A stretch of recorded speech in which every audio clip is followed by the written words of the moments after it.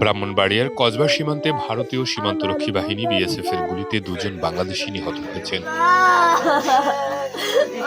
শুক্রবার গভীর রাতে উপজেলার গোপীনাথপুর ইউনিয়নের পাথারিয়াদার সীমান্তে এ ঘটনা ঘটে।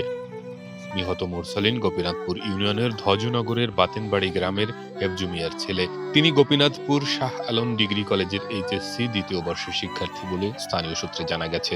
আরেক নিহত 40 বছর বয়সী নবীর হোসেনের বাড়ি মধুপুর গ্রামে। দুজনের মরদেহ আগরতলা জিবি হাসপাতালে রয়েছে বলে পারিবারিক সূত্র জানিয়েছে। একই ঘটনায় একাধিক বাংলাদেশি তরুণ আহত হয়েছেন, তবে তাদের পরিচয় নিশ্চিত হওয়া যায়নি। চিকিৎসার জন্য তাদেরকে কুমিল্লায় নেওয়া হয়েছে। নিহতদের পরিবার ও স্থানীয় সূত্র জানায়, কয়েকজন চোরাকারবারি রাতে মোরসালিনকে বাড়ি থেকে ডেকে নিয়ে পাথারিয়াদার সীমান্তে যায়। একই সময় নবীর হোসেন সহ কয়েকজন সীমান্ত এলাকায় যায়। এ সময় বিএসএফ তাদের লক্ষ্য করে গুলি করলে ঘটনাস্থলে মোরসালিন নিহত হয়। পরে তাদের মরদেহ ভারতে নিয়ে যাওয়া হয়। এ সময় আহত নবীর হোসেনকেও নিয়ে যাওয়া হয়। সেখানে চিকিৎসাধীন অবস্থায় তিনি মারা যান। আমার ছেলেরে তাড়াতাড়ি জানে রাখতে জানে দিয়ে আমি যেমন দিই বাবা আর কি তা কই ওর লাশ যদি ও মা কাছে আইনে দিয়ে না হে কাজ চক্রান্ত গেছে কোন কার কাছে লোকের সাথে গেছে ওদের বিচারও আমি চাই।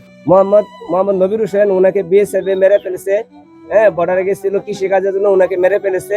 ওনার লাশটা ভারত হসপিটাল আছে। ওনার লাশটা আমরা ওনার লাশটা চাই।